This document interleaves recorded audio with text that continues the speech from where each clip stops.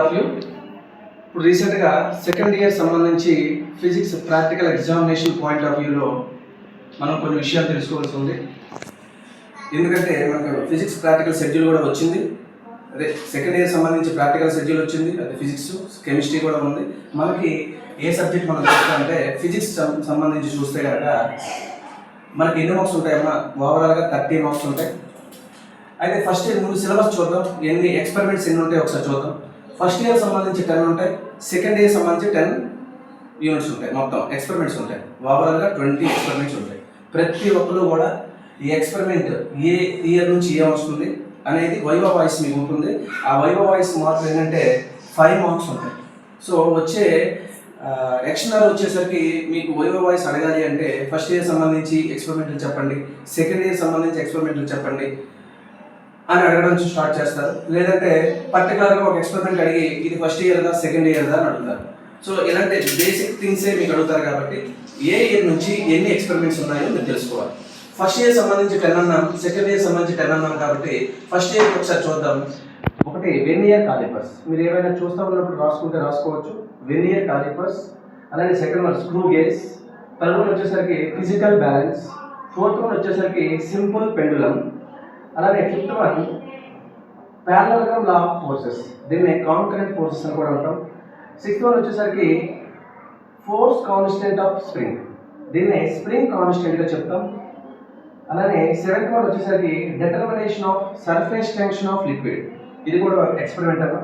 Eighth one వచ్చేసరికి apparent expansion of liquid, అలానే eighth one చెప్పాం. నైన్త్ వన్ వచ్చేసరికి బాయిల్స్ లా. 10th వన్ వచ్చేసరికి specific heat of a solid. These are content related to first year physics. Okay, అయితే ఇవి very very important. మనం ఇందులో minimum 5 అయినా తెలిసి ఉండాలి, చేసి ఉండాలి. ఓకే, ర్యాండమ్గా మనకి మీకు రాని ఎక్స్పెరిమెంట్ వచ్చినా ఏదో బై ఛాన్స్గా మనం చేంజ్ చేసుకోవడానికి ఛాన్స్ ఉంటే సిర్ఫ్ చేంజ్ చేసుకోవచ్చు. మీరు ఓన్గా సీరియస్గా అవుతున్న సిచ్యువేషన్స్లో మీకు ఇందులో ఏదైతే ఈజీగా ఒక 5 వచ్చో అది నువ్వు మార్చుకొని ఈజీగా చేయాల్సి ఉంటుంది. సో కంప్లీట్గా చేయకపోతే నువ్వు లాస్ అవుతావు. ఆయన దృష్టిలో నువ్వు బ్యాడ్ ఒపీనియన్ ఉంటుంది, మార్కులు తక్కువ వస్తాయి. అలాగే సెకండ్ ఇయర్ సంబంధించి చూస్తే ఇందులో 10 ఎక్స్పెరిమెంట్స్ ఉంటాయి. ఈ 10 ఎక్స్పెరిమెంట్స్లో ఫస్ట్ వన్ వచ్చేసరికి velocity of sound in air, అలానే determination of focal length of concave mirror, అలానే determination of focal length of convex lens, అలానే ఫోర్త్ వన్ వచ్చేసరికి mapping of magnetic lines of forces and locating neutral points. ఇది ఈజీగా ఉంటుంది కానీ కొంచెం time taking process అనమాట, అది కూడా ఇంపార్టెంట్. ఫిఫ్త్ వన్ వచ్చేసరికి refractive index of material of prism, ఇది కూడా ఇంపార్టెంట్ అమ్మా. సిక్స్త్ వన్ వచ్చేసరికి టాంజెంట్ గాల్వనోమీటర్, అలానే సెవెంత్ వన్ వచ్చేసరికి ఓమ్స్ లా అండ్ వెరిఫికేషన్, ఇది. ఎయిత్ వన్ వచ్చేసరికి meter bridge and determination of specific resistance, అలానే నైన్త్ వన్ వచ్చేసరికి junction diode and its characteristics. 10th one వచ్చేసరికి transistor characteristics. These are content related to second year concepts. So ఇప్పుడు ఏవైతే first year second year content నుంచి ఓవరాల్గా 20, మీరు minimum 10 experiments అయినా చేసి ఉండాలి. అది ఫస్ట్ ఇయర్కి సెకండ్ ఇయర్ సంబంధించి మిక్సింగ్లో మినిమం 10 తెలిసి ఉండాలి. థియరీ పాయింట్స్ మాత్రం ఓవరాల్గా అన్నింటిపైన గ్రిప్ ఉండాలి. ఎందుకంటే వచ్చే ఎక్స్టర్నల్ కొంచెం స్ట్రిక్ట్గా మీకు కండక్ట్ చేస్తే మీరు వైవా వాయిస్లో దొరికేస్తారు. లేదంటే ప్రొసీజర్ రాసేటప్పుడు ఫార్ములా ప్రొసీజర్ అవన్నీ పేపర్ రాస్తారు కదా, దానికోసం చూద్దాం. అది రాసేటప్పుడు మీరు ఓన్గా థియరీ రాయాల్సి ఉంటుంది. మీకు ఎక్స్పెరిమెంట్ చేయడం రాకపోయినా, అబ్జర్వేషన్స్ రాయడం రాకపోయినా థియరీ కంటెంట్ రాయడం రావాలి, అప్పుడు మీరు దొరికేస్తారు. సరే, ఇక్కడ వచ్చేసరికి మీకు ఓవరాల్గా ఎన్ని మార్క్స్ అమ్మా? 30 మార్క్స్ ఉంటాయి. అయితే మీకు టైం 3 అవర్స్ ఉంటుంది. మీరు రాసే విధానం ఎలా ఉండాలి అంటే, మీకు ఎగ్జామినేషన్ థియేటర్ లోపలికి వెళ్ళేసరికి మీకు చీటీలు వేయడం జరుగుద్ది. ఆ చీటీల్లో మీకు ర్యాండమ్గా తీస్తారు. ఎవరికి ఏ చీటీ వస్తుందో ఆ నెంబర్ క్వశ్చన్ మాత్రమే మీకు సెలెక్ట్ అవ్వడం జరుగుతుంది. సో ఏదైతే మీకు ఫర్ ఎగ్జాంపుల్ ఇందులో ర్యాండమ్గా 4th వచ్చింది అనుకోండి, అంటే సిస్టమేటిక్గా ఉంటుంది. 1, 2, 3, ఈ 10 తర్వాత 11, 12, 13, 11, 20 వరకు ఉంటాయి. ఈ 20లో మీకు ఏదో ఒక 3 వచ్చింది అనుకోండి, ఫిజికల్ బ్యాలెన్స్ వచ్చింది అనుకోండి, దానికి సంబంధించిన ఈ ఫార్మేట్ మీరు ఫాలో అవ్వాలన్నమాట. ఏంటి చూద్దాం. ఎగ్జామినేషన్ పాయింట్ ఆఫ్ వ్యూలో మీరు ఏం రాయాల్సి ఉంటుంది అంటే ముందు ఫార్ములా అండ్ ప్రొసీజర్ రాయాల్సి ఉంటుంది. ఫార్ములా వచ్చేసరికి 2 మార్క్స్ రాయాలి. At the same time procedure రాసేసరికి 3 మార్క్స్ ఉంటాయి. ఓవరాల్గా ఎన్ని మార్క్స్ ఇస్తారు మీకు? 5 మార్క్స్ ఇస్తారు. నెక్స్ట్ టేబులర్ ఫామ్ వేయాలమ్మా. టేబులర్ ఫామ్ వేయాలి, దానికి అబ్జర్వేషన్స్. టేబులర్ ఫామ్ వేసాక అబ్జర్వేషన్స్ మీరే చేయాల్సి ఉంటుంది. నెక్స్ట్ గ్రాఫ్ ఏదైనా ఉంటే గ్రాఫ్ కూడా రాయాల్సి ఉంటుంది. రఫ్ గ్రాఫ్ రాయాలి, దానికి ఓవరాల్గా 8 మార్క్స్ ఉంటాయి.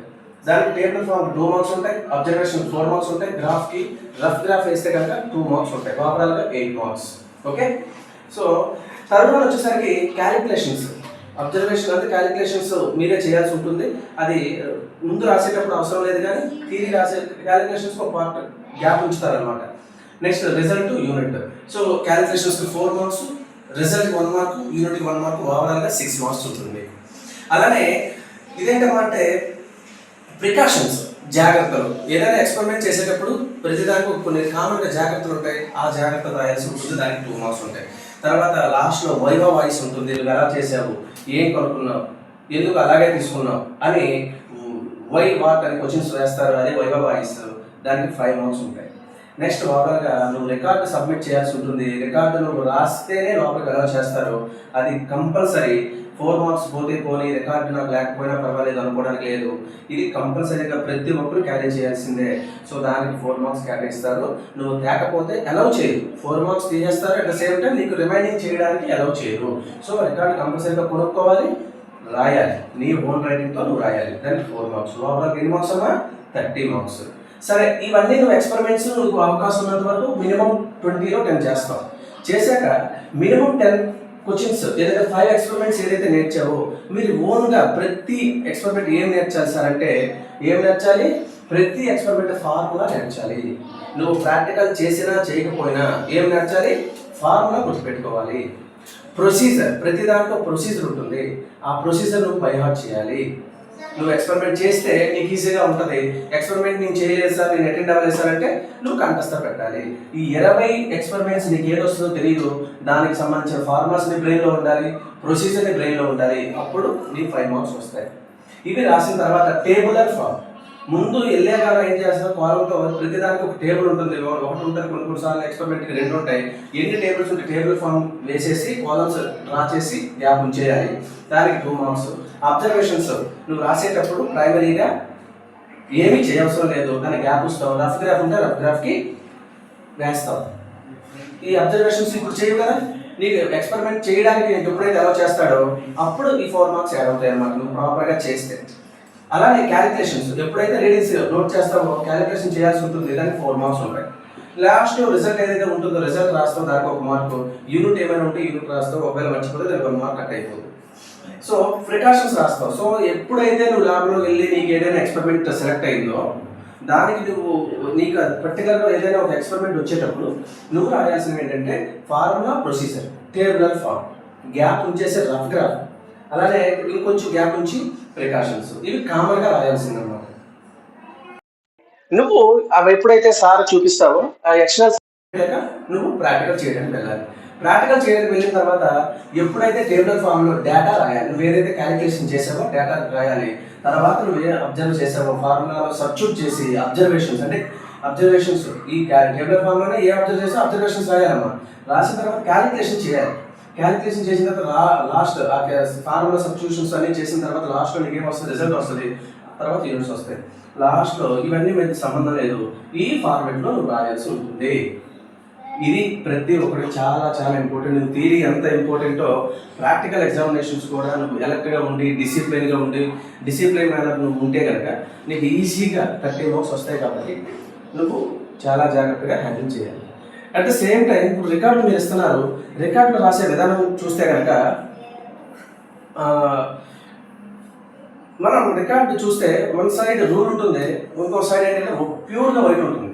సో వైట్ పేపర్ మీద ఏం రాస్తారంటే డయాగ్రామ్ రాస్తారు. డయాగ్రామ్స్ ప్రతి యూనిట్ ఎక్స్పెరిమెంట్కి ఉన్నది డయాగ్రామ్ రాస్తారు. అలానే టేబులర్ ఫార్మ్స్ ఏమైనా ఉంటే టేబులర్ ఫార్మ్స్, క్యాలిక్యులేషన్స్ అబ్జర్వేషన్ చేసిన క్యాలిక్యులేషన్స్ ఉంటాయి కదా, క్యాలిక్యులేషన్ పార్ట్ అంటే వైట్ దాంట్లో ఉండాలి. ఓకే, లాస్ట్లో ఈ 3 మేజర్గా గుర్తుపెట్టుకోవాలి. డయాగ్రామ్స్ ఉంటే వైట్లో రాయాలి, వైట్లో ఇంకేం రాయాలి, రికార్డ్ రాసే విధానం చెప్తున్నాను. రికార్డ్ రాసేటప్పుడు వైట్ పేపర్లో ఏం రాయాలి, డయాగ్రామ్స్ వేయాలి, టేబుల్ ఫార్మ్స్ వేయాలి, క్యాలిక్యులేషన్స్ వైట్లోనే రాయాలి. మరి వైట్ రూల్ మీద ఏం రాయాలి సార్, ఎక్స్పెరిమెంట్ నేమ్ ఉంటుంది కదా, హెడ్డింగ్ దాని మీద వైట్ రూల్ పేపర్ పైన హెడ్డింగ్ రాయాలి. తర్వాత ఎయిమ్ అండ్ టైటిల్ కూడా అందే ఉండాలి. Operators and theory or principle ఉంటుంది. ఇంకా నెక్స్ట్ అంటే ఫార్ములా అంటే ఫార్ములా అంతా అందులో నోట్ చేయాలి. నెక్స్ట్ ప్రొసీజర్ దానికి రిలవెంట్గా ఏదైతే ఉందో ప్రొసీజర్ అందులో రాయాలి. ప్రికాషన్స్ కూడా రూల్లో రాయాలి. రిజల్ట్ ఏదైతే ఉందో రిజల్ట్ కూడా రూల్లోనే రాయాలి. సో రికార్డ్ రాసే విధానం కూడా చెప్పాను. రికార్డ్ కంపల్సరీగా రాయాలి. 4 మార్క్స్ కదా అని ఎలిమినేట్ చేయడానికి లేదు, మీకు అలౌ చేయరు. Okay, very very important. ఈ స్కీమ్ ఆఫ్ వాల్యుయేషన్ మీ బ్రెయిన్లో ఉండాలి. ప్రతిదానికి దేనికి ఎంత మార్కులు, ఫార్ములాకి ఎంత, ప్రొసీజర్కి ఎంత, టేబుల్ ఫామ్కి ఎంత, అబ్జర్వేషన్కి ఎంత, గ్రాఫ్కి ఎంత, క్యాలిక్యులేషన్కి, రిజల్ట్, యూనిట్ ఇండివిజువల్గా రాయడం జరిగింది. మీకు ఇచ్చే మాన్యువల్ మీరు కొనుక్కుంటే కనుక ప్రతి దాంట్లో ఎంత అని మీ స్కీమ్ ఆఫ్ వాల్యుయేషన్ స్టార్టింగ్ ఫేజ్లో ఉంటుంది. ప్రతిదీ మీ బుర్రలో ఉండాలి. ఏసారి ఏది అడుగుతారో తెలియదు కాబట్టి మీకు ఇందులో కాన్సెప్ట్ తెలియకపోయినా సరే ఈ బేసిక్ థింగ్స్ మేజర్గా తెలియాలి. తర్వాత ప్రతి యూనిట్ సంబంధించి లాస్ట్లో హింట్స్ ఇస్తాడు, 1 మార్క్స్ బిట్స్ కాన్సెప్ట్స్ ఇస్తాడు. అవి బాగా నేర్చుకోవాలి. ఓకేనా?